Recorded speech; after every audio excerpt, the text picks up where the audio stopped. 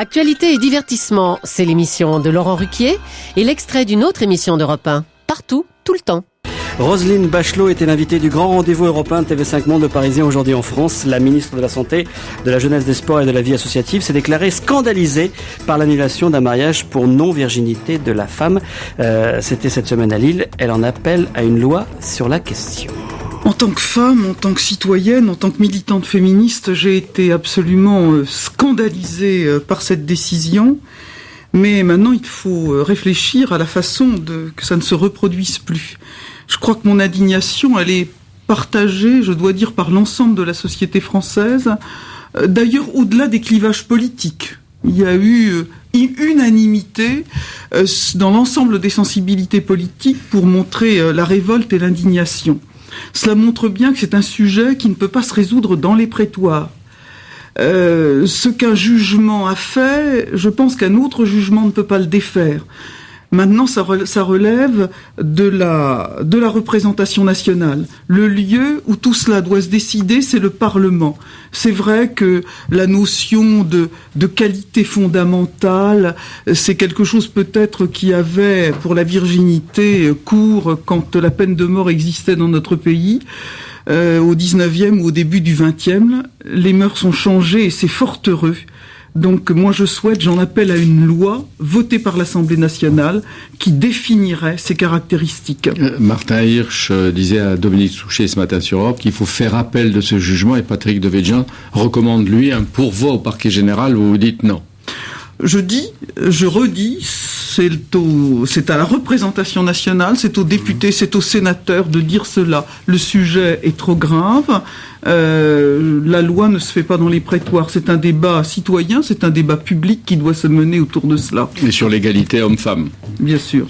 Un mot simplement, quand l'avocat du mari dit que l'annulation porte en fait sur le mensonge, vous n'acceptez pas ce subterfuge? Non, je n'accepte pas ce subterfuge, absolument pas. Et est-ce qu'il faut protéger les jeunes femmes? Le droit au mensonge, c'est aussi un droit fondamental de l'être humain, et la notion qui est bien en jeu, c'est la notion de qualité fondamentale, de qualité essentielle, substantielle. Oui, et donc il faut protéger les jeunes femmes, pas seulement les jeunes musulmanes des banlieues, de ces règles archaïques et adapter, comme vous le dites donc, si j'ai bien compris, la loi aux mœurs d'aujourd'hui. Exactement, ça relève du débat public et du débat citoyen que de définir cela.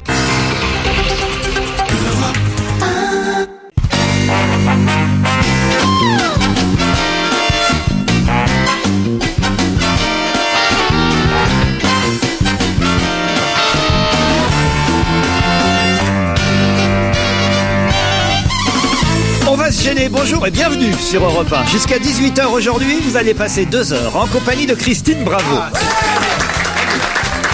Isabelle Motro, Philippe Alfonsi, Gérard Miller et l'intellectuel de la bande aujourd'hui, Stevie Boulet. C'est jamais décevant. Qu'est-ce que vous disiez, Gérard? Avec Stevie, ça n'est jamais décevant. Ah, non, c'est vrai. Qui n'est jamais on peut décevant. être surpris, on peut être agacé, on peut être admiratif, mais on n'est jamais déçu. On en a toujours pour son argent. On ne s'ennuie pas, dira-t-on. Ah oui, on a toujours pour son argent. C'est vrai? Ah oui. Vous avez pris un petit coup de vieux, Gérard, aujourd'hui, je trouve. Mais non, mais... Avec votre petit soupule des frères Jacques, là? Oui, c'est vrai. Non, mais ce qui est terrible... Vous avez mis les collants aussi? Ce qui est terrible, c'est comme on n'est pas à la télévision, les gens ne voient pas comment Laurent est habillé. Il est habillé... Il est nickel, le patron. Non, je le félicite, il est habillé Emmaüs par solidarité avec une cause que moi-même je soutiens. Les cris du public. Les cris du public, franchement. L'élégance même. Ouais. Un petit côté décontracté pour le t-shirt. Un petit côté Saint-Laurent. Voilà. Non, Gérard. Christine qui a un t-shirt sur lequel c'est marqué « Excuse-moi ». Oui. Donc qu'est-ce qu'elle a comme nichon? C'est fou ça alors. Oui, d'ailleurs, pour ma nouvelle carrière, ça va aider. Comment ça s'est passé les essais de Sous le Soleil? Voilà, donc... Qu'elle tourne pour Sous le Soleil. Bien sûr, qui ne le sait pas. Je ne tourne pas. Ils proposent à n'importe qui, on le sait. Ils me l'ont proposé à moi. C'est pas vrai. Mais bien entendu. Ils me l'ont proposé l'année dernière. Très gentiment. Tu la ramènes, toi. Et non, vas-y, c'est toi. Ils ont sûrement pas dû te proposer le même salaire parce que tu y serais allé, courant. C'est possible. Ça, c'est drôle. Alors là, je vais te dire un truc. Et donc, on me propose de tourner dans un épisode, et moi, je trouve que c'est quand même une série culte. C'est-à-dire, moi, j'ai regardé ça avec ma fille depuis toujours. Oui, moi, je regarde depuis très longtemps, depuis le début. Ne regardez pas les feuilles. Et puis, alors, surtout, je vous ai apporté la feuille des essais que j'ai passés. Vous jouez Lise ou Sarah? Moi, je joue Lise. Mais je ne veux pas vous dire quelle est l'intrigue, parce qu'il y a une intrigue très forte, n'est-ce pas? Et donc... Moi, je peux la résumer. Une pétasse rencontre un connard, et ils sont sous le soleil. C'est grosso modo ça. Vont-ils s'aimer? Vont-ils se détester? Il y a un escroc. Oui. Toujours, il y a un escroc. Et un médecin. Ouais. Lise, peut-être je vais... Moi, je suis la mère. Je vais faire les didascalies si vous voulez. Moi, je m'appelle Lise. Je suis Lise. Et toi, seule à la terrasse du café, Lise fixe nerveusement la place du village. Alors là, j'étais comme ça. Ah, tu l'as fait bien. Oui, c'est vrai qu'on est à la radio. Parce que fixer nerveusement la place du village, c'est tout un art. Faites voir comment vous fixez nerveusement. Ah ouais, c'est bien. Quelle comédienne. Ah là là là là. Quelque chose. Elle attend. Comment vous attendez? Eh ben, je suis assise. Je suis assise et j'attends. Elle finit par prendre son sac et règle 16 additions. Ah bah c'est vraiment un rôle pour vous. Pourquoi 16 additions? C'est dégueulasse. Je suis toute seule à la terrasse du café et je règle mes additions. Tournée pour tout le monde. C'est un attentat. Cela dit, ça prouve que t'as attendu longtemps. Voilà, ce qui est amusant, c'est qu'addition, il y a une faute d'orthographe, mais ça personne ne le remarque. Ils ont dû vouloir mettre addiction. Oui, c'est ce que j'ai pensé aussi. Mais ils ont pas osé lui dire tout de suite. Alors, quand elle relève la tête. Sarah, c'est qui va jouer Sarah? Sarah, c'est Sarah. C'est dans la Isabelle série. Vautreau, vous allez jouer Sarah. D'accord. Mais comment elle peut relever la tête alors qu'elle fixait nerveusement la place du village? Mais non, parce que là, entre-temps, elle règle ses additions, là. Elle règle ses additions. Philippe, t'as raté un épisode. Je réglais mes additions. Donc, quand elle relève la tête, donc Sarah se tient, d'accord. Devant sa table. Les deux femmes se regardent. Attendez, c'est moi, ça ne prenez pas mon texte. Elle fait tout faire, elle est derrière la caméra, devant la caméra. Quand elle relève la tête, Sarah se tient devant sa table. Les deux femmes se regardent en silence. Regardez-vous en silence qu'on voit. Elle le fait bien. Elle le fait bien. Lise, c'est-à-dire Christine, lui fait signe de s'asseoir. Donc à Isabelle. Alors là, et je dois dire que la phrase est courte. La phrase est courte. On peut garder ça pour la prochaine fois, non? Alors la phrase c'est merci d'être venue Sarah. Point. Tu veux boire quelque chose. Point. Mais il faut une point. On le dit pas. L'acteur ne dit jamais les points. Tu vois, elle dit les points. C'est du Shakespeare. Je dis les points pour bien montrer que voilà ce qui m'arrive dans les mains. Et c'est pas du tout comme ça que je vais le faire. Alors au début j'ai dit merci d'être venue Sarah. Tu veux boire quelque chose? Non, je me mets tu as dit, il y a un point, après tu veux boire quelque chose. Là, tu l'as joué avec un point d'interrogation. C'est un point. Oui, mais c'est pas normal. Donc, merci d'être venue, Sarah. Tu veux boire quelque chose? Ah, c'est pas mal, ouais. Alors là, c'est bien ça. Toi, non, alors là, moi, je crois pas du tout. Hein. Moi, je crois que votre tu veux boire quelque chose doit être affirmatif, ça. Moi, je vais vous dire comment je l'aurais fait. Hein. Ouais, vas-y. J'aurais fait. D'ailleurs, parce que, attends, après, je vais te dire un truc.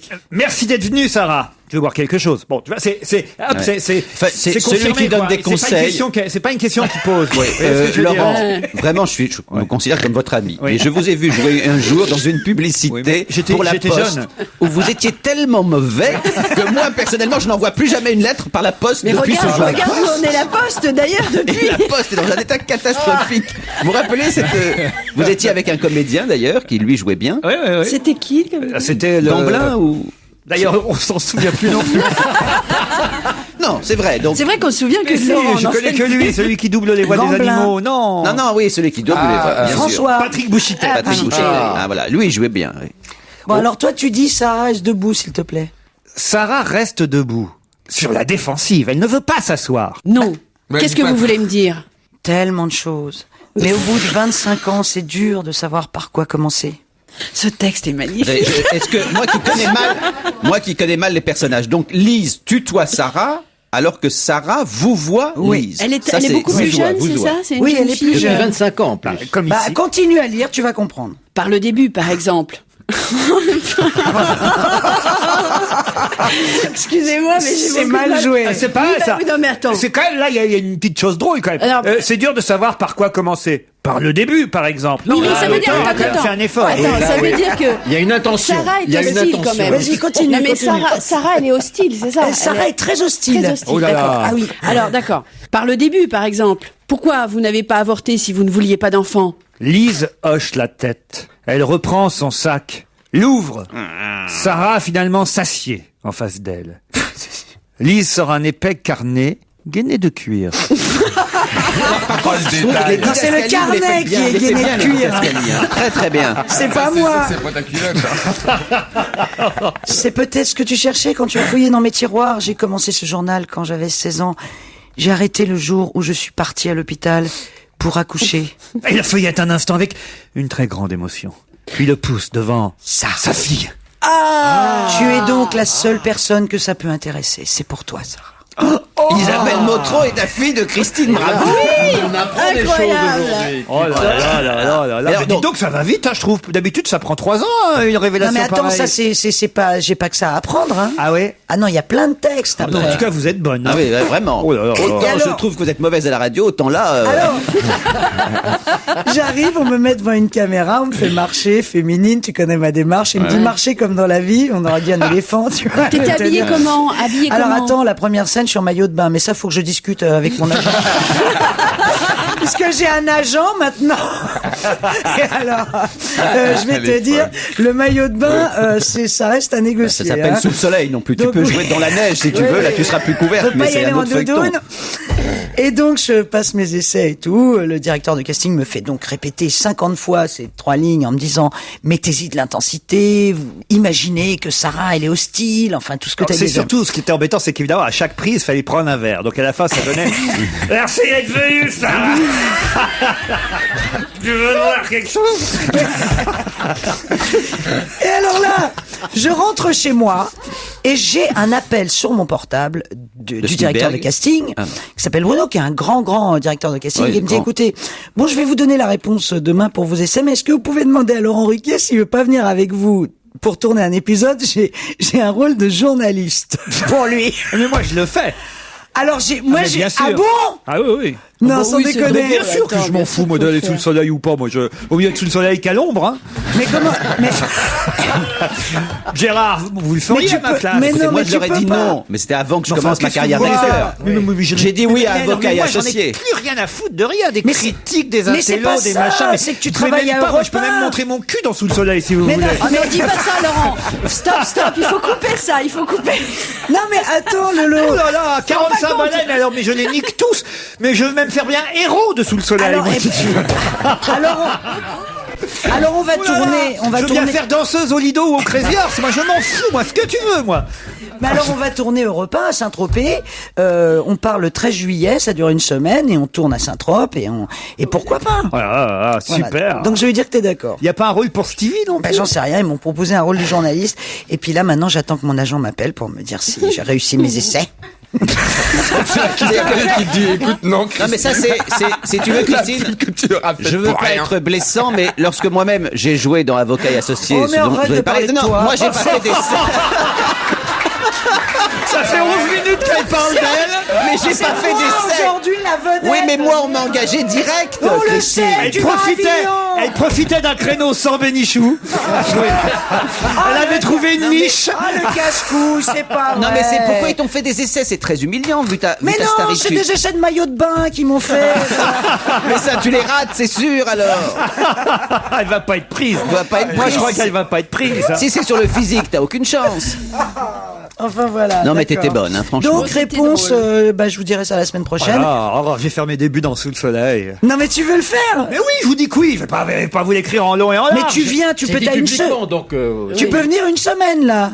Comment ça, je peux venir une semaine Bah c'est maintenant le tournage, c'est dans une semaine. Bon, bah d'accord, faites mes bagages, mon frère. Voilà, il est parti.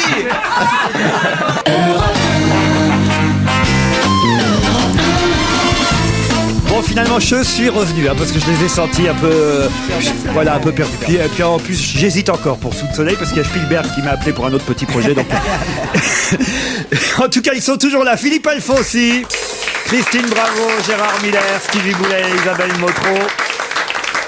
Et puis il est temps quand même de commencer à commenter ensemble l'actualité. J'ai peut-être viré la première question parce que j'ai vu évidemment que Gérard Miller avait triché. Ah, il y a quelque chose d'amusant dans le journal 20 minutes.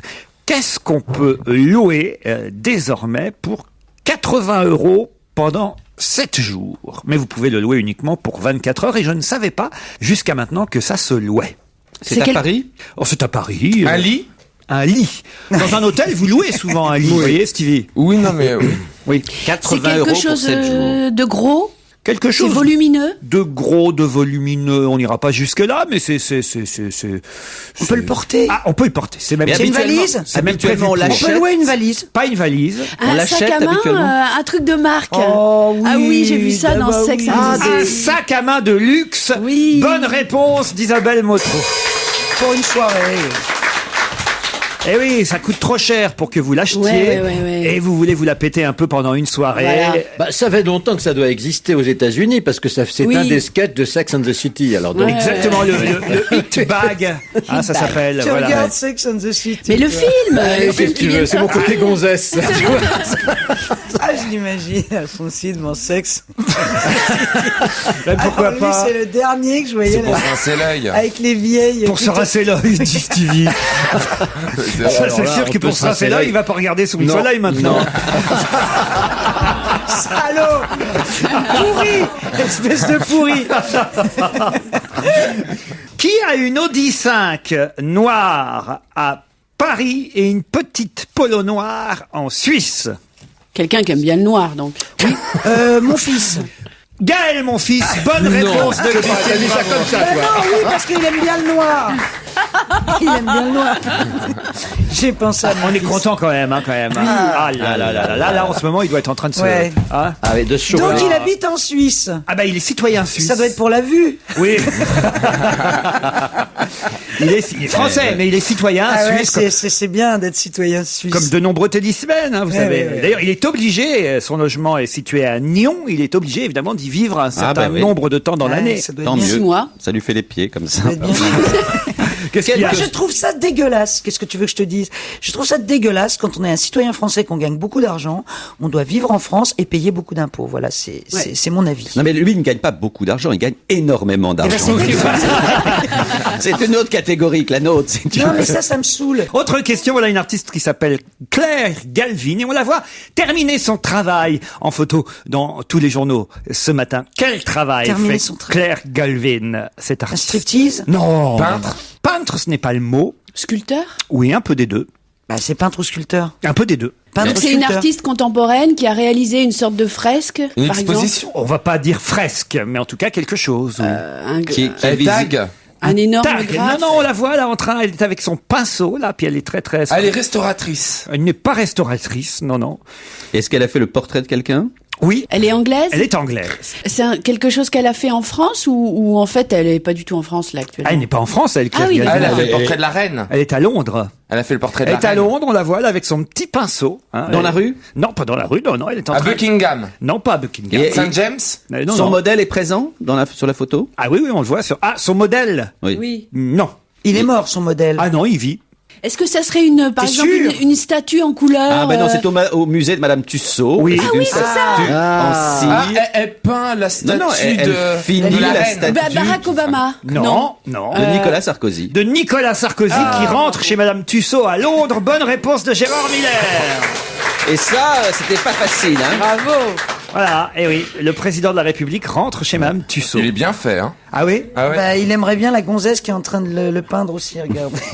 Carla est plus belle. Carla est belle, vous trouvez Ah toujours? oui, ah oui. Vous avez vu les révélations de Carla Bruni, là? Ah là là C'est là. terrible quand même ce qu'elle raconte sur le fameux soir où elle dit à Rachida Rachida. Dati en montrant le lit et la chambre de l'Élysée, t'aurais bien aimé y être.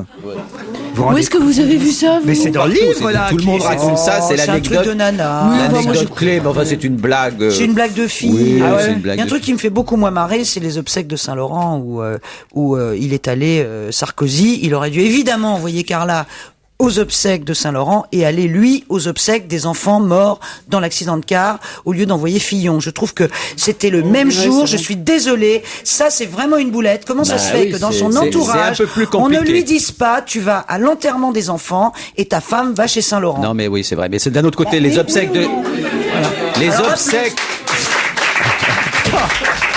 Les obsèques, d'après ce que j'ai lu dans Paris Match, les obsèques d'Yves Saint-Laurent ont justement été avancées d'un jour pour que le président puisse y assister, justement. Mais enfin, oui, mais quand il se passe un événement aussi dramatique, il y a 7 petits-enfants qui meurent dans un accident, dans des conditions épouvantables, c'est un deuil national, me semble-t-il, et on doit faire le choix, quand on est président, d'aller à cet enterrement-là, plutôt qu'à un enterrement de paillettes. Parce que c'est un peu comme si vous alliez faire des essais sous le soleil pendant ce temps-là, quoi. Non mais attends, mais t'es con ou quoi? Moi je suis pas président de la République. C'est vrai, en même temps. Je sais pas, ça m'a pas spécialement choqué, ça vous, Gérard? Bah merde, non, mais j'ai toujours du mal à faire de la compétition dans les souffrances, les douleurs, les obsèques. Écoute, là, franchement, on va pas attaquer Sarkozy sur ce point. Je trouve ça de pas très bon goût. C'est une polémique qui a été soulevée ce matin dans les revues de presse. Mais enfin, c'est pas poli. À juste titre. C'est compliqué, hein, Gérard. Hein. Ouais. On peut pas facilement choisir ses enterrements comme ça. Non, Par exemple, tenez, il y aurait un enterrement de Stevie, je sais pas, au Mans. Ouais. Et l'enterrement de Christine en Espagne, sur ses terres. Sur mes terres. Sous le soleil, quoi. Sous le soleil. Au Mexique. Écoute, dans son parc d'attractions. Au Mexique. Mais elle serait pas sous le soleil. Alors voilà, c'est le même jour. Non, au bord des Caraïbes. Faut faire un choix. Vous allez où? La garce. Une semaine tout payé aux Caraïbes. Ah, tu nous en faut ça pour ton enterrement? Non, mais alors, en toute objectivité, où tu vas? je vais te dire, en toute objectivité, j'irai à l'enterrement de Stevie parce que lui n'aura pas acheté sa mort. Et donc, je te laisserai aux Caraïbes toute seule pourrir sous le soleil. Et puis, t'auras plus vécu que moi. Moi, je suis encore jeune. Ouais. Mais dis donc, tu crois que ça marche comme ça, connard? Mais je vais te dire, il y a des jeunes qui meurent avant les vieux. Je suis désolé, c'est comme ça, c'est la vie. Comme on l'a dit précédemment. Hélas. Allez, on se retrouve après la pub.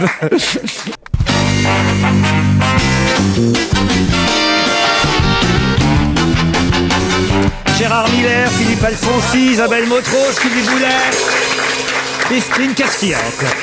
Qu'est-ce que vous montrez encore à Stevie? Des photos cochonnes? Non, pas du tout. Je montre Yves Saint-Laurent avec une dame dans Paris Match qui s'appelle Lucienne, qui a 95 ans et qui est magnifique. C'est sa mère, je te signale. C'est sa maman? Oui, c'est sa mère. Écoute, c'est extraordinaire. Et je la regardais en me disant, mais qu'est-ce que j'aimerais arriver à 95 ans comme ça. Trop tard. Ah la vache. C'est drôle. Et moi, je reste avec lui, en plus.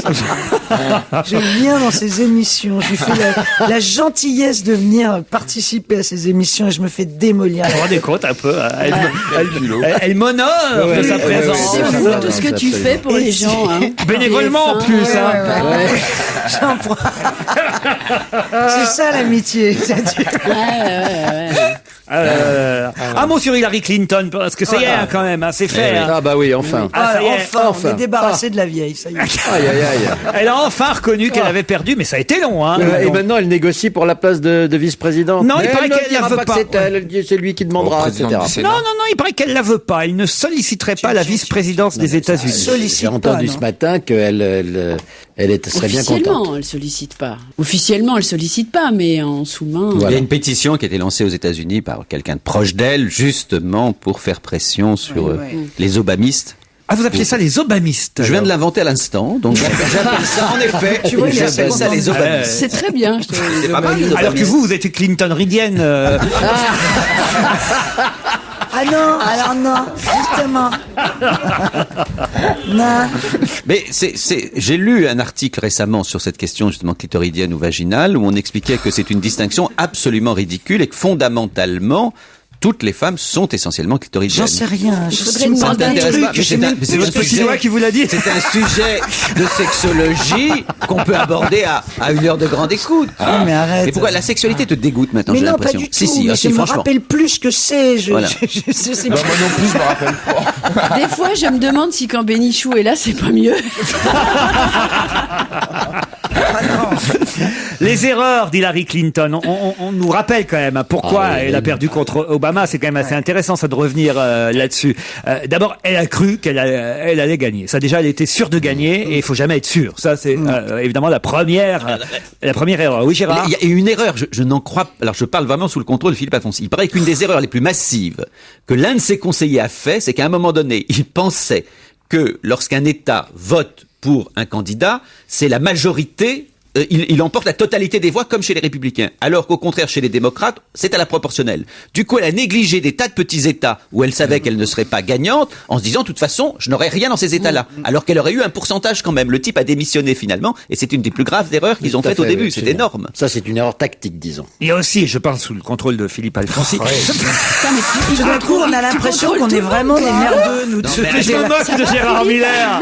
Mais non, je choisis toujours la bonne personne. Si par exemple, à un moment donné, je parle de Sarkozy, je dis, je parle sous le contrôle de Stevie Boulet. Si je parle d'abstinence sexuelle, sous le contrôle de Christine Bravo.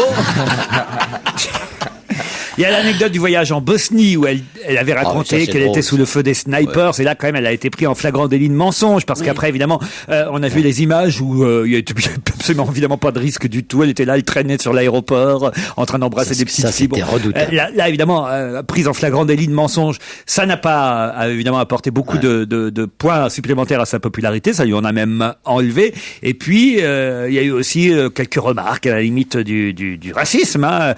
À un moment donné, elle a dit le soutien d'Obama flanche chez les Américains qui travaillent, les Américains blancs. Ouais, ça évidemment, c'est immonde. Oui, mais c'est immonde parce qu'il y a une vraie classe moyenne aux États-Unis. Dieu merci.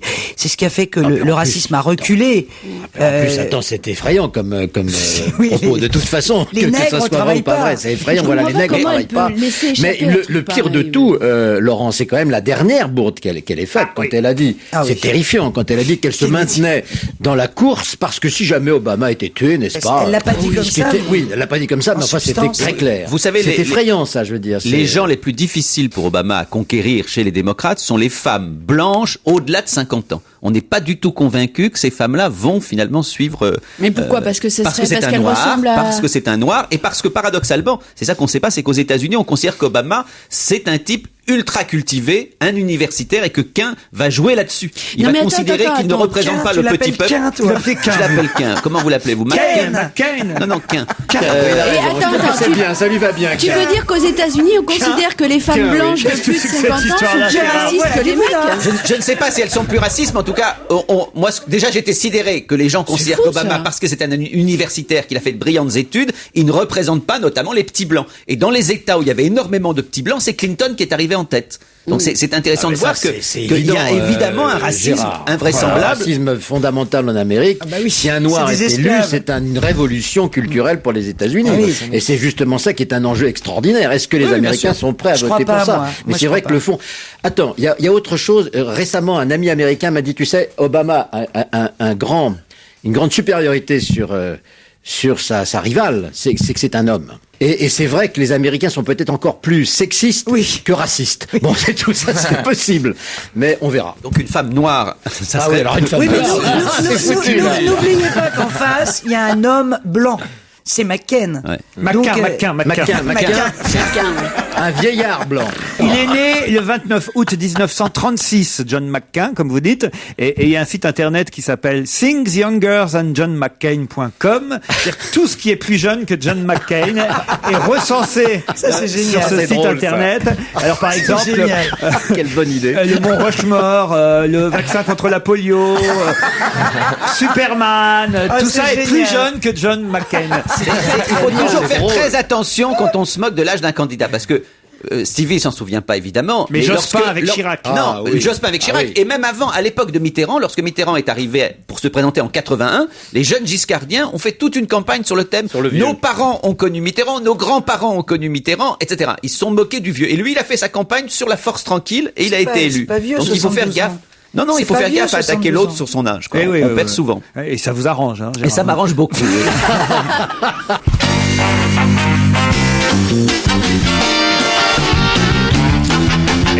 Oui, qu'est-ce que vous voulez? C'est le scoop du jour. Philippe Alfonsi vient de faire son coming out. Non, c'est Stevie qui a suggéré je ne sais trop quoi. Ah non, je t'ai dit si ton ami journaliste aux États-Unis, si ton ami aux États-Unis, il était journaliste. Non, pour justement faire des gros papiers pour inciter les pauvres et la communauté noire qui ne votent pas à aller voter aux États-Unis pour qu'Obama passe, parce que McCain, ça va être l'horreur. Je parle sous le contrôle de Stevie.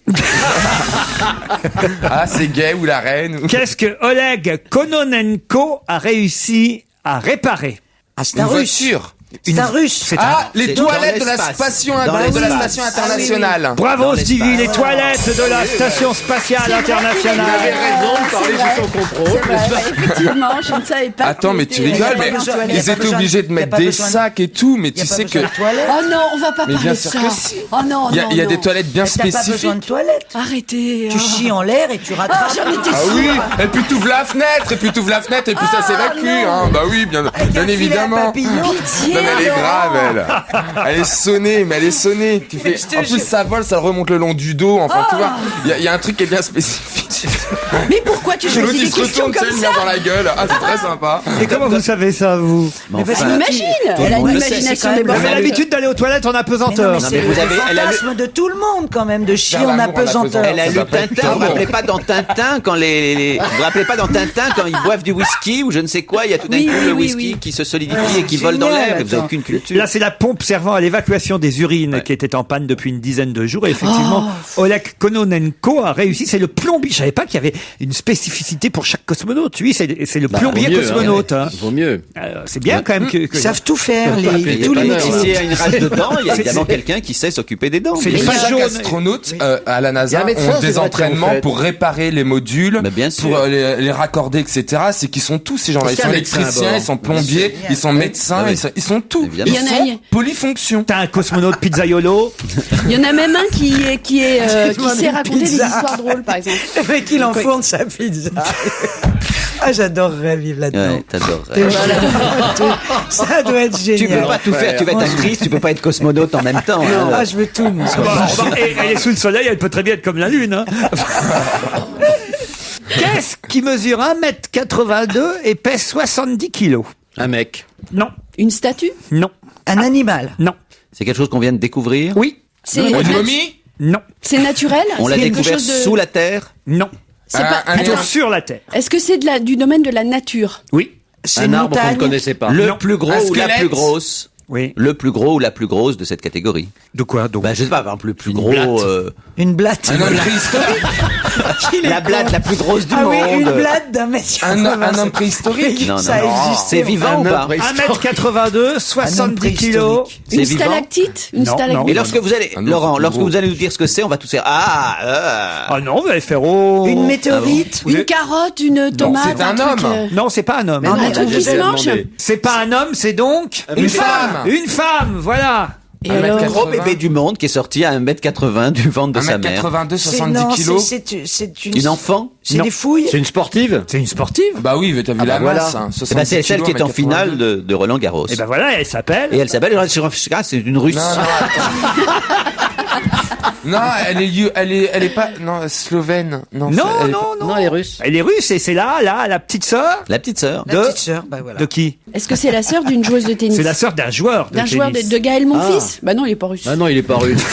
Ou alors ça serait il était déjà pardon. suisse. alors. Excusez-moi, je fais déjà des efforts pour m'intéresser au tennis. Mais non, mais alors en plus, bon. elle porte quasiment le nom de son frère, quoi. Évidemment, c'est son frère. Oui, en même bah, temps. croyez pas si bien dire, Ah bah, justement. il y en a un qui s'appelle Ska et l'autre Sko, là. Ski. Kayavaska et Kayavasko, lui. Bah, puisque c'est des Russes, ils prennent Léa ou Léo. T'as dit, il s'appelle quasiment pareil. Lui, il s'appelait Marat. Obama. Non. Non, mais elle est folle. On croirait Stevie, là. Marat. Stevie jeune. Marat, Safine. Marat Safine. Eh ben, elle s'appelle Safina, Safino. Bonne réponse de Christine Bravo. Ah, dites donc, hein, c'est long Ça a à été venir. dur, hein. là. Oui, ça a été dur. Elle est en finale demain samedi. Ah oui, j'y vais Ouais. en plus. Dinara Safina, elle a 22 ans, c'est une armoire à glace moscovite, on nous dit. Et la finale dame, demain, opposera donc une Serbe à une Russe. ça va Et être c'est vrai super. que ça a l'air d'être un morceau, la petite Safina, la sœur de Marat Je sais Safine. pas, j'espère qu'il va flotter, comme ça j'irai pas, j'aurai une excuse. Oh, dis donc, oui. Oh, les cuisses, c'est.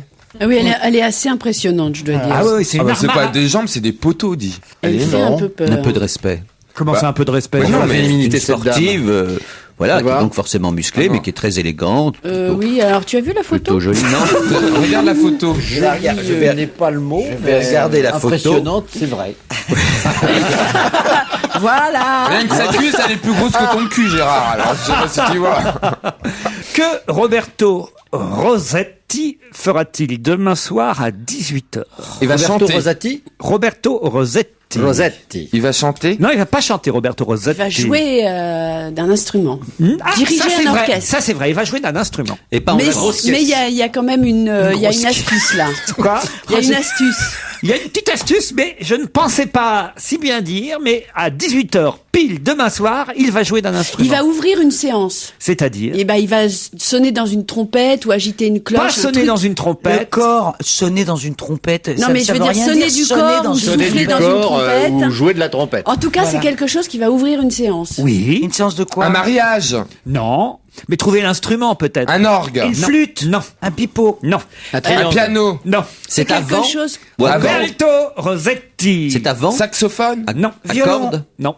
Accorde? Harmonica? Ce serait génial. Si vraiment Roberto Rossetti pouvait être avec un saxophone ou un violon à la place de son instrument, on rigolerait demain soir. Un trombone? Non. C'est dans un lieu très officiel que ça va se Oh passer? oui, ça va se passer très officiel. Bah, Est-ce que c'est pour le foot. C'est un truc pour le foot. Il va ouvrir. Avec un sifflet. Oui, avec un sifflet. Il va siffler. Oui, c'est donc. Eh ben, c'est un siffleur. C'est donc. L'arbitre. C'est l'arbitre de. Ah, bah c'est l'arbitre. C'est l'arbitre. Du match de 18h. L'arbitre du match d'ouverture du championnat d'Europe des Nations demain à 18h. Effectivement, le match d'ouverture qui va opposer la Suisse et le Portugal. L'arbitre qui donnera le coup d'envoi à 18h s'appelle Roberto Rossetti. Vous imaginez s'il choisit de prendre un saxo qui... Ah oui, ça serait très bien, un saxo. Oui, ça je dois dire. Tout le match avec sa contrebasse. Ah, maintenant, je vous avais dit une grosse caisse tout à l'heure. En revanche, ça aurait pas été mal, je trouve. Bonne réponse de Christine Bravo. Ah bon? Ouais. Marrant, vous faites une grosse caisse, non?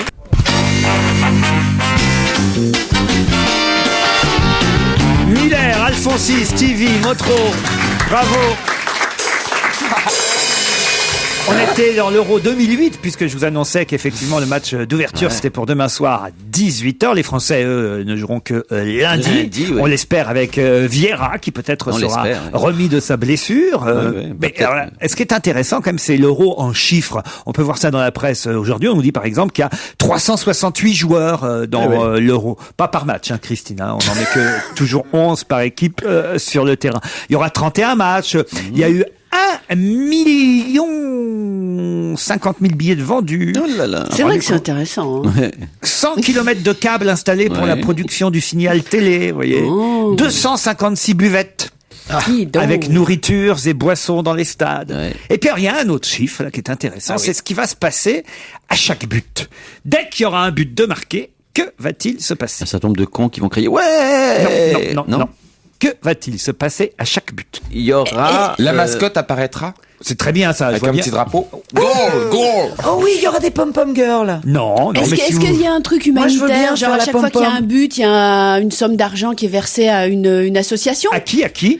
Une association... des foot. Des enfants de Et là? Ça se passe en Suisse. La Croix-Rouge. À la Croix-Rouge. Bonne réponse d'Isabelle Motro. Encore pour les Suisses? Oh non, bravo. J'ai dit Croix-Rouge. 4 000 euros versés. 4 000 euros versés par l'UEFA à la Croix-Rouge pour chaque but. Wow. Ouais, c'est bien ça. Hein Qu'a-t-on vu hier soir pour la dernière fois, qui était là depuis 1975? Est-ce que c'est lié à un jeu? Non. À Paris? À Paris, partout. C'est pas le commissaire Moulin? Le commissaire Moulin, bonne réponse de Christine. Moi, je l'ai pas vu, hein. Alors, pourquoi? Est-ce que j'aime pas ça? Il est mort, Yves Régnier, non? Mais non, Il a décidé de partir et il part avec vraiment beaucoup de rancœur, hein, parce que toutes ces déclarations dans la presse sont d'une violence à l'égard de TF1 et notamment de celui qui dirigeait la fiction à TF1. Pas déconner quand même. Takis, Mais pourquoi vous n'aimiez pas le commissaire Moulin? Parce que j'aime pas ces séries policières, RIS, tout ça. Je trouve ça, c'est mal foutu. Moi, je suis complètement accro aux séries américaines. Alors, à New York, unité spéciale et tout. Mais tu sais, je zappe comme une mage jusqu'à 3h du matin. Tant qu'il y en a, je regarde. Demain matin, à 4h30, qui a rendez-vous avec Jean-Pierre Raffarin et Patrick Devedjian? C'est facile. Allez-y. Ceux qui doivent partir au Liban, c'est-à-dire notamment Beyrouth, pas du tout, Beyrouth, Hollande et Buffet. Bonne réponse de Gérard Miller.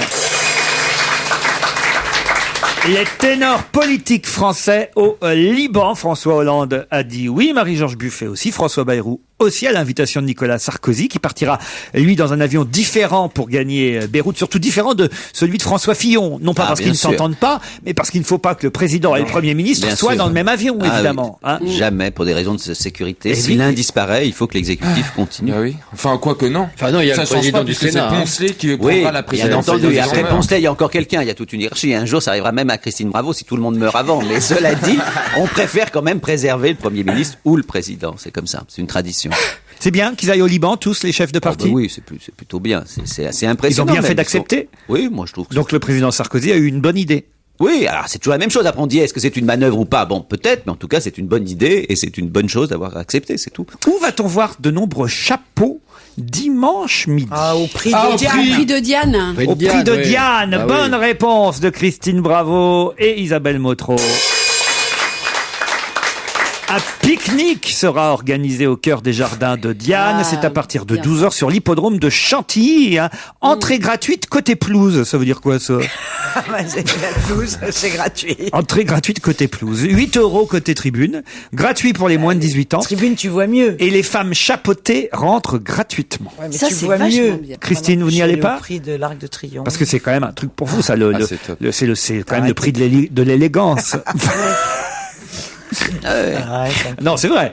Il y a un mot qui caractérise Christine, c'est élégance. Mais c'est que... Non, moi je dis il y en a deux. C'est élégance et délicatesse. Non, mais... Faut pas vraiment, mais vous êtes complètement con, vous n'y connaissez rien aux courses. Les courses, c'était très très populaire. C'était les gens qui n'avaient pas de fric allaient aux courses, parier. Tu lis les bouquins de Bukowski. Et en plus, c'est ou même de Balzac, c'est extraordinaire. Mais le prix de Diane est connu pour être comme quelques grands prix, un lieu d'élégance bourgeoise. Ça a été perverti par la noblesse et l'aristocratie, mais c'était la pétanque, c'était les pauvres qui allaient regarder pour gagner 3 sous avec des chevaux, et c'était fou. Là, vous devriez y aller parce qu'alors en plus ils vont récompenser la plus belle pouliche de plus de 3 ans. Non, c'est vrai, c'est bien. Hein, c'est une belle pouliche, faut dire, Christine. C'est une belle pouliche. Ah ouais, il y a longtemps qu'elle n'a pas été montée, mais elle est... C'est relou. Oui, ça c'est relou. C'est vous qui nous l'avez dit. J'ai pas dit ça. Ah bon, vous n'avez pas dit ça? Mais j'ai pas dit ça comme ça. Mais tu sais que pour moi c'est énigmatique. Comment une aussi jolie fille que toi? Ouais. Tu t'engages sur un terrain dangereux. C'est-à-dire qu'il faut avoir envie de draguer, mais avec handicap. Voilà. Tu vois ce que je voulais dire? D'ailleurs, vous avez eu une relation avec un jockey à un moment donné, Christine. Ah, écoute, ça va. Oh si, vous pouvez le rappeler quand même. Une relation, c'était pas une relation. Un rapport sexuel. Il me fouettait dans la paille. Et est-ce qu'il y a une profession avec qui tu n'as jamais eu d'aventure? Ouais, t'es comme Stéphanie Monaco, en fait, toi. C'est pareil. Cosmonaute, peut-être. Elle sonnait. Bon, allez. Même les cosmonautes, là-bas, ils sont là-bas dans la station spatiale, ils se racontent tu racontes Christine Bravo? Ouais, dada. Et on y revient. Allez, on se retrouve après le flash de 17h. Laurent Ruquier, on va se gêner. Du lundi au vendredi, 16h-18h sur Europe 1. Philippe Alfonsi, Gérard Miller, Isabelle Motro, Christine Bravo et Stevie Boulet. C'est la deuxième heure dont on va se gêner. Ah, vous devriez être content, Gérard. Vous avez vu quand même que les chiffres du chômage sont en baisse. Oui, les meilleurs depuis 1983. Vous pourriez quand même être là, un peu fair play et dire que le gouvernement fait du bon travail. Sur les chiffres, ça c'est vrai. Un excellent travail. Moi j'ai pas de boulot à la rentrée, hein, ça va faire monter le chômage. Hein. Ah, c'est vrai. C'est vrai que l'arrêt de On a tout essayé risque de foutre tout en l'air. Ah oui. Non mais je suis embarrassé parce que quand j'ai entendu cette nouvelle, je me suis dit formidable, ça m'a fait plaisir. Et après, j'ai eu toute une explication sur la façon dont ces chiffres étaient faits. Et notamment par exemple, lorsque quelqu'un travaille 3 heures, 4 heures simplement, hop, il est défalqué des chiffres du chômage, etc., etc. Donc je vais pas polémiquer en disant c'est des chiffres truqués, mais je crains qu'ils ne soient pas aussi bons qu'on le dit. Cela dit, tant mieux s'il y a une embellie, tant mieux. Ce qui est ma crainte sur ces histoires de chômage, c'est qu'on arrive à une situation à l'américaine où des gens ne sont pas comptabilisés comme chômeurs et sont des salariés ultra pauvres. Donc c'est vrai qu'il y aura plus de chômage, mais il y aura des gens qui gagneront pas pour autant leur vie, quoi. Si je vous parle de Mel Ferrer, et là c'est vers évidemment Isabelle Motro, que je me tourne. Sous contrôle, oui. Puisque... Sous mon contrôle, donc. Puisqu'il faut quand même que de temps en temps Isabelle Motro trouve une bonne réponse. Ah oui, oh Dieu. Quoi, oh Dieu. Autant j'en ai trouvé là, ce Il vient de mourir à l'âge de 90 ans, Mel Ferrer. Pourquoi son nom a-t-il marqué l'histoire du cinéma? Alors, vas-y, pour une fois que tu as l'occasion de briller. C'était pas... Et elle sait pas. Non, je sais pas.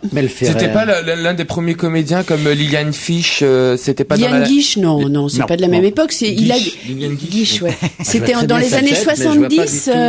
Moi, ça me fait penser à Mad Max, mais je vois pas pourquoi. Il avait commencé sa carrière à Broadway en 1938. Ouais. Ah, c'est pas celui qui avait fait, comment ça s'appelle? Mel Ferrer. La comédie musicale. Si, il a fait une comédie musicale. Oui, à Broadway, ça peut être que ça. Oui, mais West Side Story. Non. Il était ça n'a pas de rapport avec Chicago. Il était dans Lily, une comédie musicale. Il a fait des comédies musicales. Il jouait un marionnettiste boiteux dans Lily. Il avait joué dans l'adaptation du roman de Tolstoï, Guerre et paix, en 56.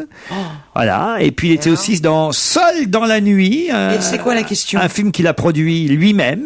Mais c'est pas seulement pour ça, surtout qu'on retiendra son nom. Et il a joué un grand personnage. Il était producteur, donc à Broadway, en fait, il a fait l'adaptation d'un film qu'on a réadapté il y a pas très longtemps et qui s'appelait... C'est pas pour ça, il est mort lundi à l'âge de 90 ans et surtout il a été cet acteur, réalisateur, producteur, Mel Ferrer. Pourquoi il a marqué Non, il a produit un film qui a énormément marché. Non, il a joué un personnage. Il y a beaucoup d'hommes qui auraient aimé être à sa place. Il a fait l'amour avec Marilyn Monroe. Non, il a été marié.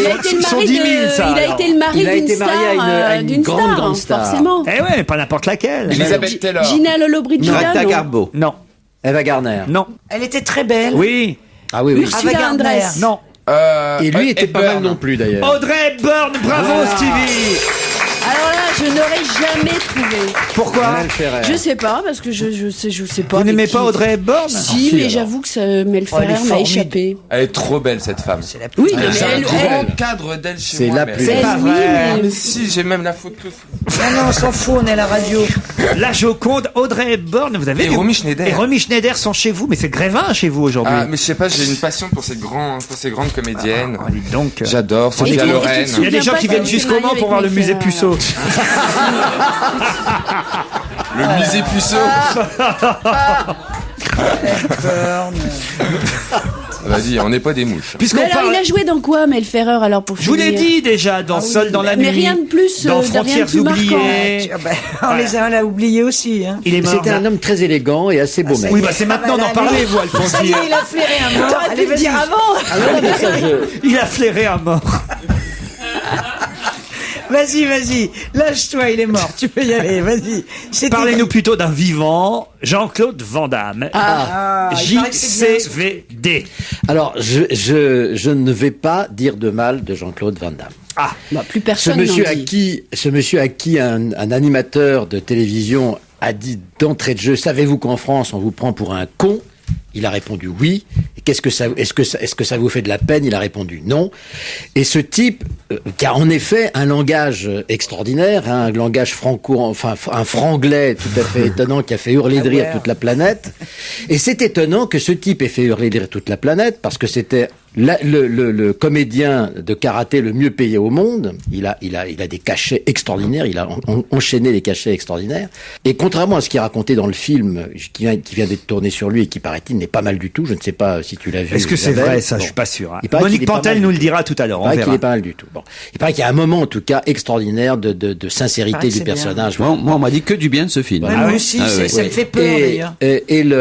Et ce personnage justement qui fait rigoler toute la planète parce que c'est un petit acteur, un grand acteur de karaté. Il fait rigoler grâce à ses phrases aussi. Bon, oui, mais qui fait rigoler grâce à ses phrases. Vous en avez des phrases? Mais oui, bien sûr que j'en ai. Mais si vous voulez, vous savez, je peux en donner deux là comme ça. Oui, allez-y, elles sont connues les phrases. Non, mais quand même non, il y en a que je connaissais pas là. Franchement, celle-là je la connaissais pas. Si tu dis quick quand tu marches, les gens pensent que tu as des chaussures neuves. Je comprends absolument. Mais non, mais il y en a des plus belles que ça. Si tu dis quick quand tu marches, les gens pensent que tu as des chaussures neuves. Mais je ne comprends pas. Non, écoute, ça fait le bruit que ça fait. C'est ça le truc. Voyez? Mais c'est pas possible. Oui, attends, c'est même.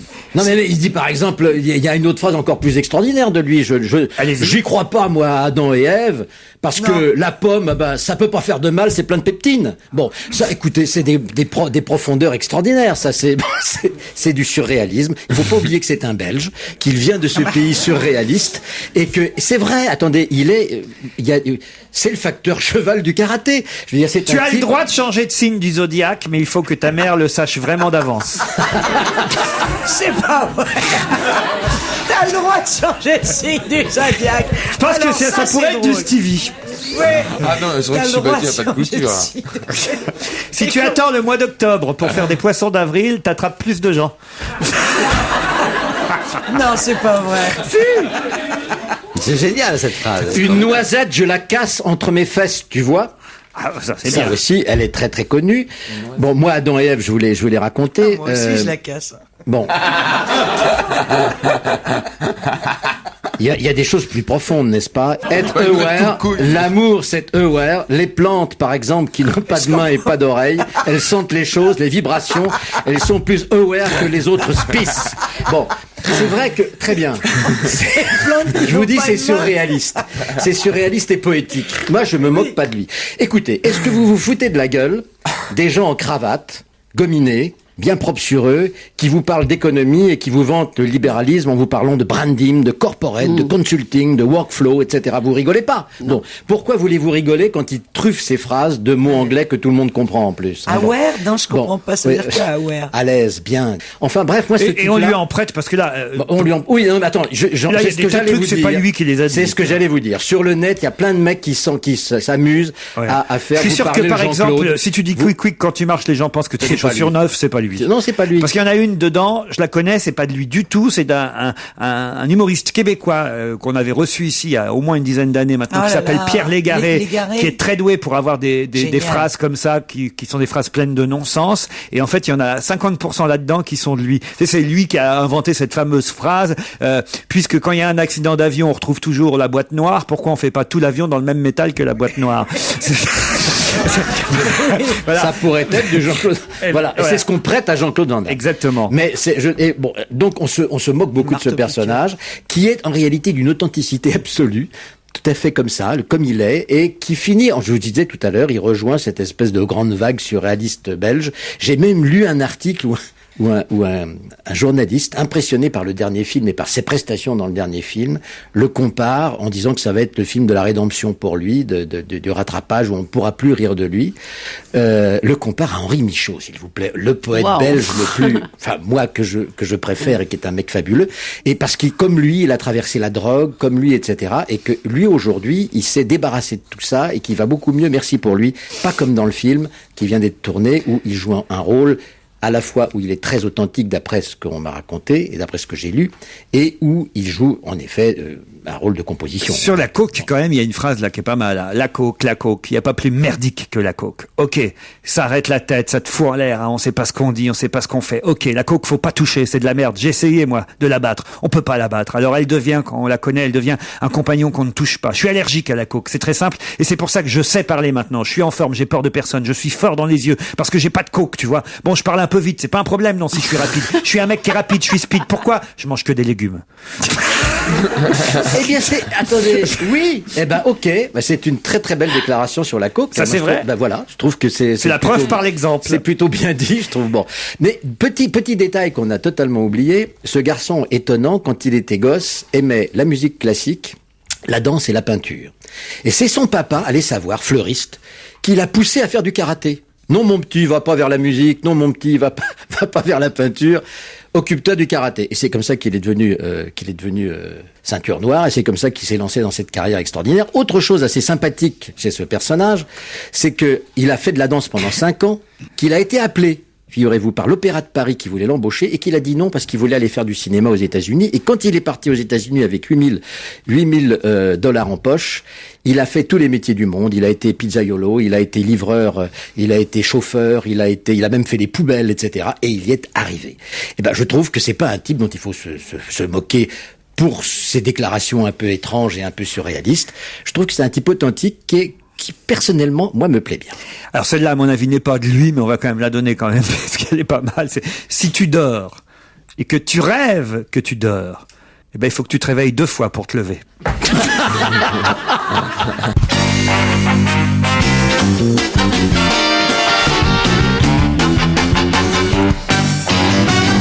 Du sport. Bon, il y a le tennis, qu'on suit grâce à Astrid Barr et Corinne Boulou tout l'après-midi à Roland-Garros. Mais il n'y a pas que le tennis ce week-end, Roger. Il y a du foot aussi. Il y a du foot. Il y a le début de l'Euro 2008. Demain à 18h avec Roberto Rossetti, l'arbitre qui sifflera le coup d'envoi. Entre la Suisse et la République tchèque. Alors, Euro, mode d'emploi pour vous, mesdemoiselles.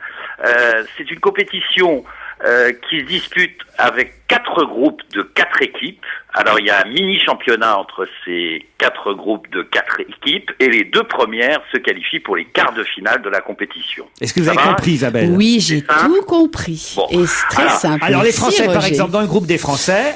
Alors la France est dans le groupe C, probablement le plus relevé des 4, avec les Pays-Bas, l'Italie et la Roumanie. Faut qu'on batte au moins les Italiens. Les Italiens. Oh là là. L'idéal, ça serait de battre les 3. Ah oui. Bah oui. Pour être sûr de son mais les Italiens, ça va pas être facile. Les Néerlandais, ça va pas être facile non plus. Et les Roumains non plus. Non, la Roumanie, on peut pas la mettre à la même hauteur que les Pays-Bas. Faut se méfier des Roumains. Ouais, je suis ça veut dire qu'on est moins fort que tout le monde alors, c'est ça? Non. Ça veut dire qu'il y a des costauds. Il faut dire que l'Euro, c'est une compétition qui est paradoxalement plus difficile que la Coupe du Monde pour une équipe nationale, parce que c'est précisément un championnat où il n'y a pas de petites équipes et que le niveau moyen est vraiment extrêmement relevé. Oui, parce et très serré. Parce que les Européens sont forts. Voilà. Tout simplement. Et puis toutes les qualifications font que on arrive à un championnat de 4x4, 16 équipes qui sont vraiment des équipes de très bon niveau et de niveau assez égal. Alors, il est très souvent arrivé d'ailleurs que des outsiders remportent la Coupe d'Europe ce qu'on appelait le championnat d'Europe des nations qui est devenu l'Euro, et on l'a vu notamment avec le Danemark qui avait gagné, et puis la Grèce qui est tenante du titre, et elle avait gagné il y a 4 ans, et ça, personne ne s'y attendait. Là, les favoris sont les Portugais? Alors, il y a les Portugais, mais alors on peut tous les citer. La Hollande, pourquoi pas? La France fait partie des favoris. Vous avez vu en tout cas, cher Roger, que ici à Europe 1, on s'est mis aux couleurs de l'Euro 2008. J'espère que vous viendrez au club européen de Pierre-Louis Basse. Vous avez vu la pelouse dans notre station quand on arrive là. C'est magnifique. On se croirait sur un Moi j'ai cru que c'était de la vraie pelouse. Ah mais moi j'ai cru que j'étais pas européen, je suis ressorti. D'autant que Pierre-Louis Basse est pour moi le journaliste de sport le plus exceptionnel de l'audiovisuel. Comment ça? Parce que c'est un type extrêmement cultivé, extrêmement original et qui a une connaissance du sport extraordinaire. Avec Jean-Charles Banoun, évidemment, Damien Gourlet, Nicolas Fauroux et Guy Roux pour suivre les matchs, plus Aimé Jacquet pour les matchs de l'équipe de France, à commencer par celui contre la Roumanie, lundi à 18h. Alors, vous savez que, pour l'équipe de France, et la composition de l'équipe, elle va pas être, à mon avis, très surprenante, avec Coupé dans les buts. En défense, ce sera très très probablement Sagnol à droite, Thuram et Gallas en défense centrale, Abidal à gauche. Au milieu, Makelele, Toulalan, Malouda et devant eux, Ribéry. Et puis alors là, c'est le point d'interrogation, c'est l'attaque. Pour le moment, sont favoris Benzema et Henry, mais reste sur le banc quand même Anelka et Gomis. Il y a Gérard Miller qui commence à s'emmerder, on dirait. Oui, franchement. Mais non. Il veut parler de Formule 1 peut-être. Alors, parlons de Formule 1, effectivement. Oui, parce qu'il y a le Grand Prix du Canada dimanche, en direct sur Eurosport à 19h. Avec Dominique Bressot pour Europe 1. Avec le président Bressot pour Europe 1. Au classement du championnat du monde, c'est assez serré, et c'est ça qui est intéressant, c'est que Hamilton, McLaren, Raikkonen, Ferrari, Massa, Ferrari et Kubica, BMW se tiennent seulement en 6 points. Reprenez votre souffle. Après 6 Grands Prix. Donc c'est un championnat qui est extrêmement disputé. Et puis, écoutez, on a un petit Polonais qui s'appelle Kubica, qui est en train de faire sa route en Formule 1, ce qui est assez exceptionnel. C'est un pilote remarquable.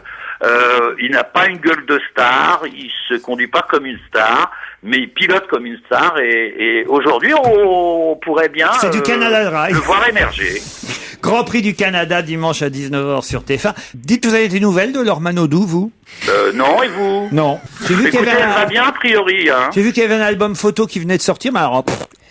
Ouais. Pas celle que vous espériez, hein. Et d'ailleurs, je sais plus qui a présenté ce livre à la télévision et un album de photos de Laure Manodou et tout le monde a éclaté de rire. Je ne sais pas pourquoi. Et dites le livre de Marie-Jo Pérec, alors. Vous y croyez, vous, que vraiment elle a failli se faire assassiner en Australie? Pas un seul instant. C'est pour ça qu'elle a quitté les JO. Elle le croyait, on était intimement persuadés. Ouais. Mais j'y crois pas un seul instant. Bah voilà, on a fait un petit peu... Ah oui, c'était bien. non, attends, je l'ai mal joué. C'était vraiment bien. Moi, c'est l'occasion pour moi chaque semaine d'avoir un petit panorama de ce qui se passe en sport, parce que je suis pas tout... Je crois que la plus passionnée, c'est Isabelle Motro par le sport. Oui, non, mais moi, ça me manquerait. Il y aurait pas Roger Isabelle. Je crois que ma semaine serait un peu gâchée. C'est le truc mais je trouve qu'il en parle bien. Vous devriez emmener Isabelle à la finale de Roland Garros dimanche après-midi, Roger. Mais moi, j'aime pas le foot. Écoutez, ça va Roland Garros, c'est le tennis. C'est drôle. C'est drôle.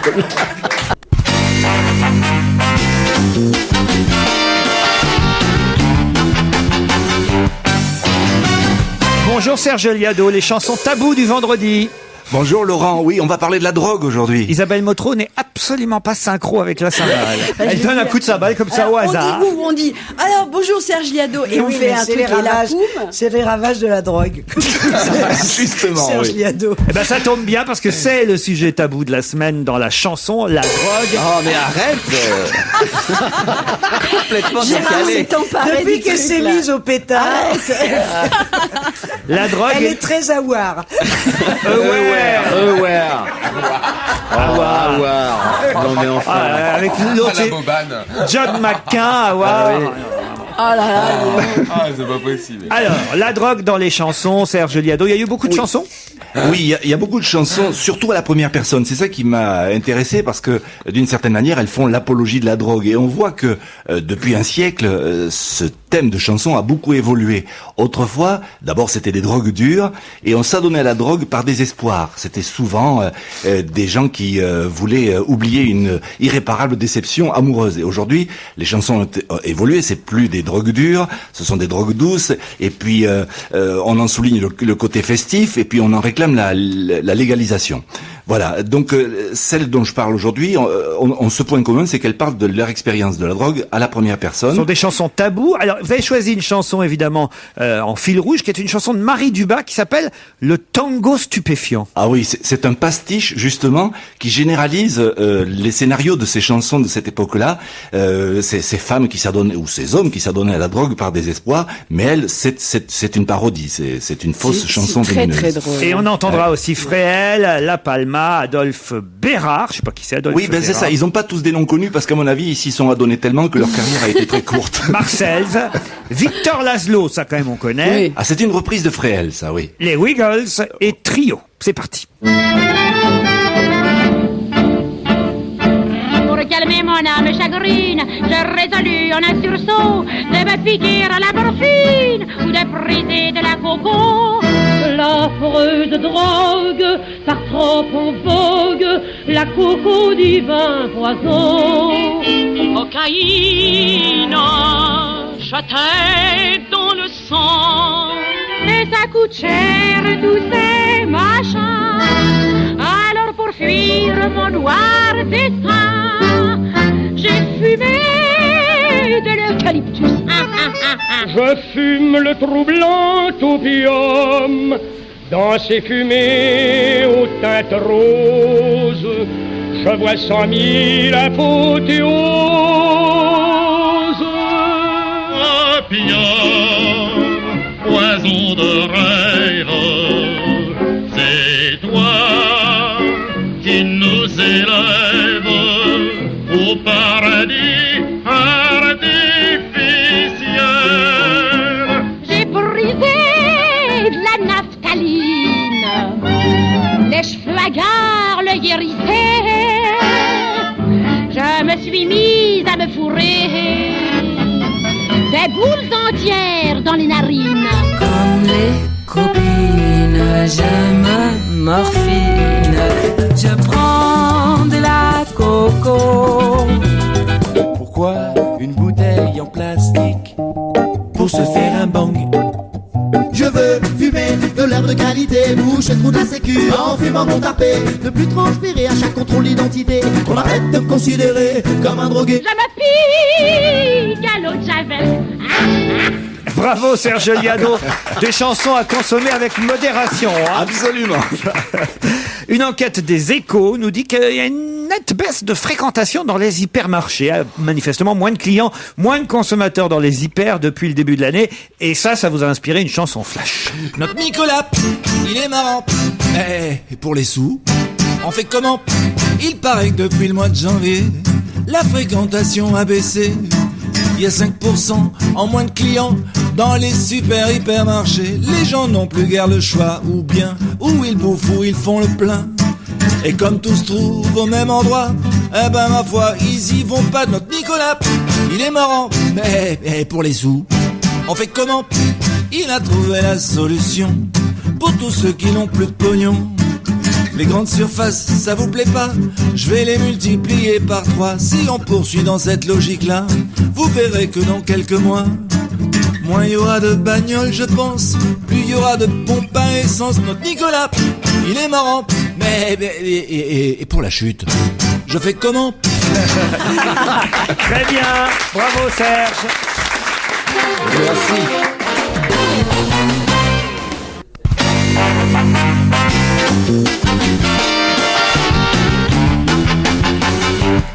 Le livre de la semaine, conte philosophique du monde entier, le cercle des menteurs, c'est le sous-titre. C'est d'ailleurs le deuxième tome de cette série écrite par Jean-Claude Carrière et publié chez Plomb, histoire d'hier, histoire d'aujourd'hui. La seconde cueillette, comme il le dit lui-même Jean-Claude Carrière. Est-ce que c'est amusant? Est-ce que c'est intéressant? Est-ce qu'on y apprend des choses?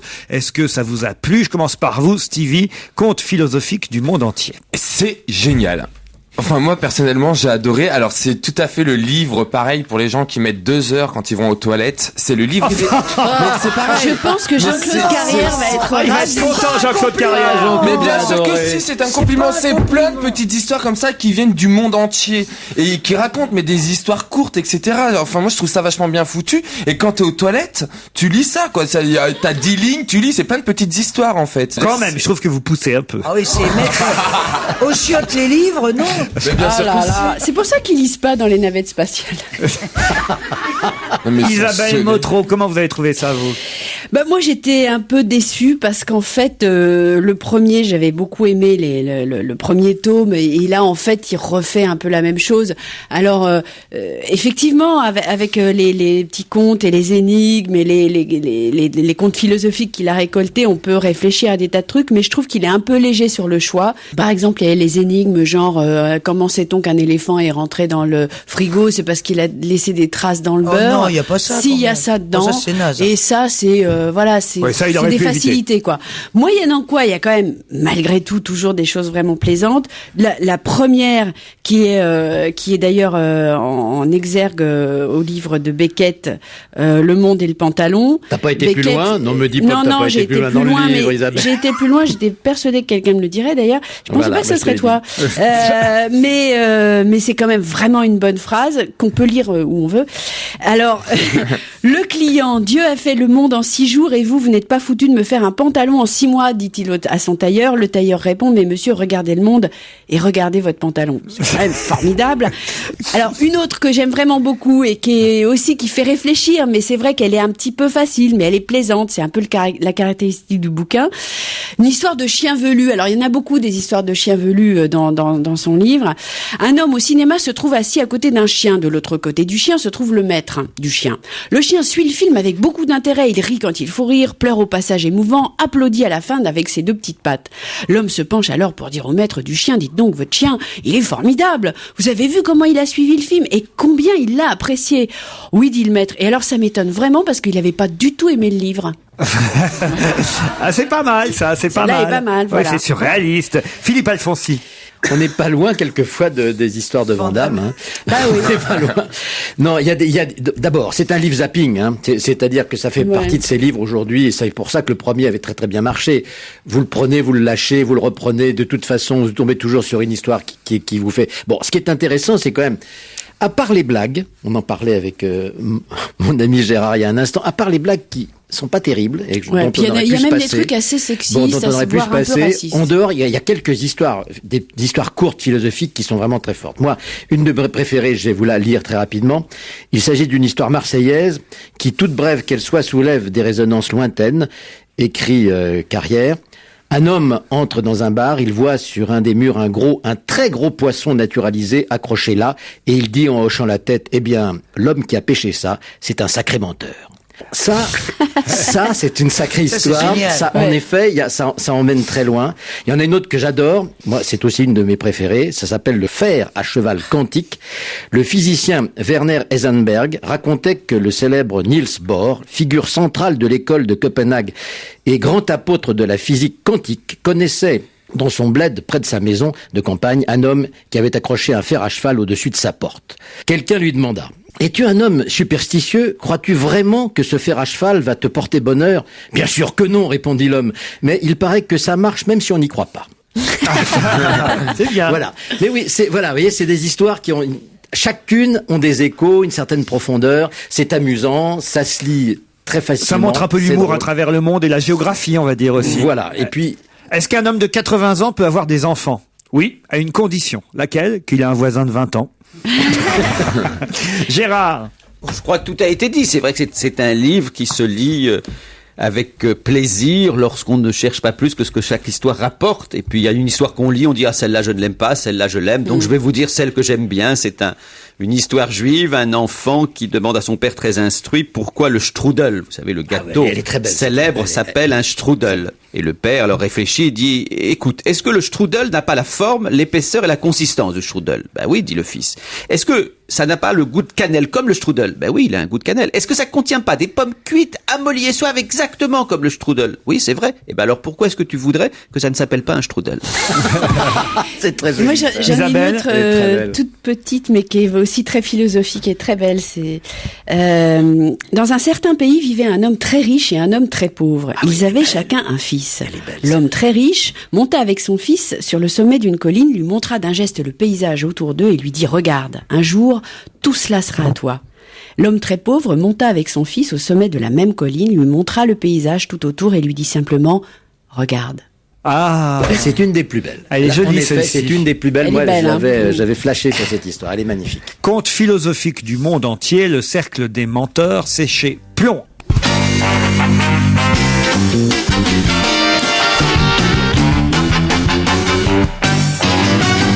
Bonjour Monique. Bonjour. Vous donnez un coup de cymbale sur la tête de Monique, Isabelle Montreux. Ah bah faudrait savoir alors. Je cymbale ou je ne cymbale pas? Monique, vous avez vu, elle vous a donné un coup de cymbale. C'est Isabelle, elle veut se débarrasser de moi à tout prix. Non, c'était pour t'accueillir dignement. Ah, merci ma chérie. Est-ce que vous avez vu, vous, le film de Jean-Claude Van Damme? Laissez-moi commencer. Ah, d'accord. À force d'être ringard, on finit par être à la mode, m'a dit ma doctoresse lundi matin. Laurent, devinez à quel film se rapporte cette phrase? Jean-Claude Van Damme. Bravo, vous avez gagné. JCVD. C'est déjà un film culte. C'est vrai? Les professionnels de la profession en parlent avec des trémolos. Moi, j'y vais plus mollo. Je connaissais rien de Van Damme, ni ses films, ni ses interviews. C'est vrai, il est touchant dans le film quand il confesse ses erreurs, la cam, ses malheurs familiaux et tout ça. Bon. Mais le film est loin d'être chef-d'œuvre. C'est un documentaire, en fait, hein? Non? Oui, mais en fait, il y a une partie fiction. Ouais. Donc, la prise d'otage, où il est mêlé, le pauvre Jean-Claude, il est mêlé malgré lui, c'est beaucoup trop long et pas assez marrant. Mais il y a des choses très drôles. C'est un mélange entre la fiction et la réalité, en fait. Ce qui est drôle, c'est la scène avec le chauffeur taxi, celle dans le club vidéo, il y en a donc de drôles. Et en plus, moi, quand il a été accusé, ce pauvre Jean-Claude, d'être un preneur d'otages, je savais qu'il l'était pas. Et j'étais malheureuse pour lui. Donc, c'est un bon acteur, on marche avec lui. Bon, alors, JCVD, est-ce que ça fonctionne? Ça fonctionne moyennement, en fait. Je pense que c'est un film, effectivement, un vrai film culte, c'est-à-dire que ça s'adresse à une population un peu branchée, un peu parisienne, et ça marchote, quoi. 48 heures par jour. Voilà un titre original, 48 heures par jour. Un film de Catherine Castel, avec Antoine Decaune et Victoria Abril. Oui, mais malheureusement, c'est complètement raté. Aïe. Oh là là, mais complètement. Hein. Aïe. Pour lui prouver que le boulot d'une femme au foyer, c'est pas de la tarte, Orotica Elle s'appelle comme ça. Horatica. Oui, voilà. Enfin bref. Il y a l'Euro 2008 et puis il y a Horatica. C'est l'Eurodateur. Alors, ça fait Eurodateur. Alors elle fait croire que son mari, Antoine Decaune, qui est bien paumé dans ce scénario, hein, elle lui fait croire qu'elle part en voyage, il doit s'occuper des couches du bébé, de tout, des casseroles et des casse-têtes.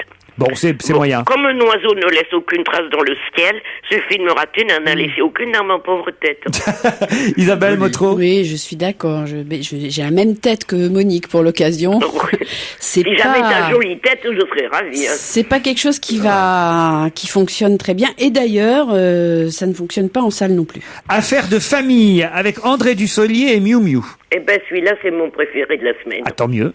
Dans la famille Guignebon, je demande à la mère Laure Miou Miou, délicieusement étourdie. Le père Jean Dussolier, délicieusement faux jeton.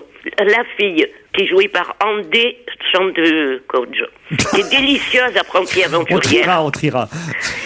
Et j'ajoute un sac de billets tombés du ciel, dont ils s'emparent tous, chacun à leur tour, en le cachant à l'autre. C'est amoral, c'est joyeux, c'est incrédible, et pourtant en marche, ils sont formidables tous les acteurs. C'est une bonne comédie, quoi. Ah oui, moi je trouve. Affaire de famille, d'accord Isabelle? Oui, je suis d'accord. D'ailleurs, effectivement, c'est la première sortie de française, enfin parce que c'est quand même, les salles sont un peu monopolisées par Las Vegas 21 et l'autre les super-héros, hein. Donc ça se place bien. Affaire de famille, voilà. Un film à conseiller avec Miou Miou et Dussolier.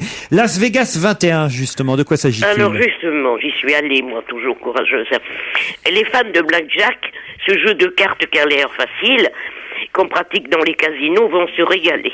Un prof avide de fric, Kevin Spacey, il est formidable comme d'habitude, impeccable en tout cas. Il recrute dans son école des jeunes génies des maths. Il les amène à Las Vegas pour plumer les casinos. Il leur apprend méthodiquement à se souvenir de toutes les cartes jouées. Et voilà. Et ils sont censés plumer tout le monde.